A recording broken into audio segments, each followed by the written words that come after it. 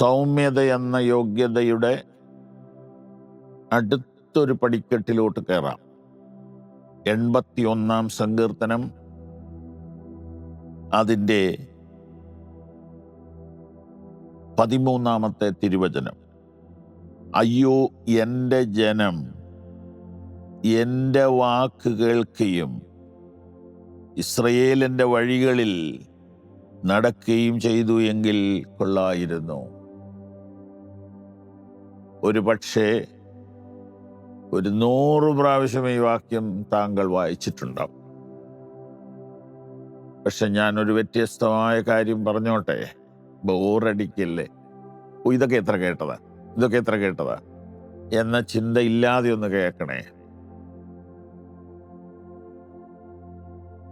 ദൈവത്തിൻ്റെ മനസ്താപം ഈ വാക്യത്തിൽ കാണാൻ പറ്റുന്നുണ്ടോ? നിങ്ങളൊരു നല്ല പട്ടിക്കുട്ടിയെ മേടിച്ചുകൊണ്ട് വന്നു, 26,000 രൂപ കൊടുത്തു. പക്ഷെ അത് നിങ്ങൾ പറയുന്ന, നിങ്ങൾ ഉദ്ദേശിക്കുന്ന, നിങ്ങൾ മനസ്സിൽ പ്ലാൻ ചെയ്യുന്ന വഴിക്ക് പരിശീലിപ്പിക്കപ്പെടുന്നില്ല എങ്കിൽ നിങ്ങൾ ദുഃഖിക്കുകയല്ലേ?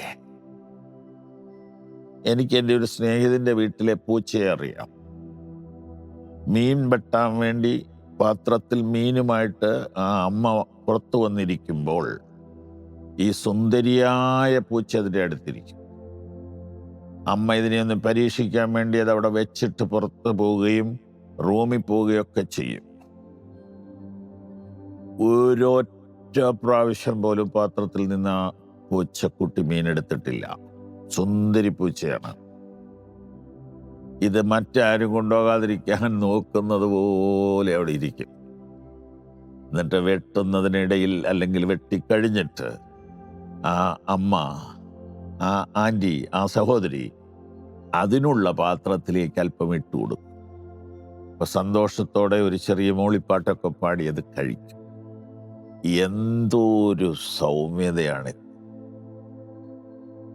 എന്തൊരു അനുസരണമാണിത്. ഇതിനെന്നെ പറയുക. അപ്പോൾ ഒരു പട്ടിക്കുട്ടിയെ വില കൊടുത്ത് മേടിച്ചിട്ട് നമ്മുടെ സ്വപ്നത്തിനൊത്തവണ്ണം അത് വളരാതെ വരുമ്പോൾ നാം ദുഃഖിക്കുന്നു.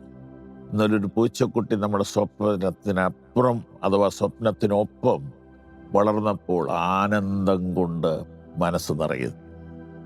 എന്നെ നിങ്ങളെ നോക്കിയിട്ട് ദൈവം, സർവജ്ഞാനിയായ ദൈവം ദാ ഇങ്ങനെ ഇരിക്കുകയെന്നൊന്ന് ഭാവനെ കണ്ടേ. വാക്യം ഇതാണ്: അയ്യോ, എൻ്റെ ജനം എൻ്റെ വാക്ക് കേൾക്കുകയും ഇസ്രയേലിൻ്റെ വഴികളിൽ നടക്കുകയും ചെയ്തെങ്കിൽ കൊള്ളായിരുന്നു. എനിക്കറിയാം ഈ മെസ്സേജ് ഡൽഹിയിലെത്തുന്നുണ്ട്, ഈ മെസ്സേജ് ബാംഗ്ലൂരിലെത്തുന്നുണ്ട്, ഈ മെസ്സേജ് രാജസ്ഥാനിലെത്തിയെന്ന് ഞാൻ മുമ്പേ പറഞ്ഞല്ലോ, ഈ മെസ്സേജ് UK-യിലെത്തുന്നുണ്ട്, ഈ മെസ്സേജ് US-ലെത്തുന്നുണ്ട്. എനിക്കറിഞ്ഞുകൂടെ എവിടെയൊക്കെ എത്തുന്നുണ്ടെന്ന്. ഞാൻ നിങ്ങളോട് സ്നേഹത്തോടെ പറയുകയാണ്, ദൈവത്തിന് നിങ്ങളെക്കുറിച്ചൊരു ആഗ്രഹമുണ്ട്, ഒരു സ്വപ്നമുണ്ട്, ഒരു പ്ലാനുണ്ട്. അതിലേക്ക് നിങ്ങൾ വരാത്തതിൽ അവിടുന്ന് ദുഃഖിക്കുന്നുണ്ട്.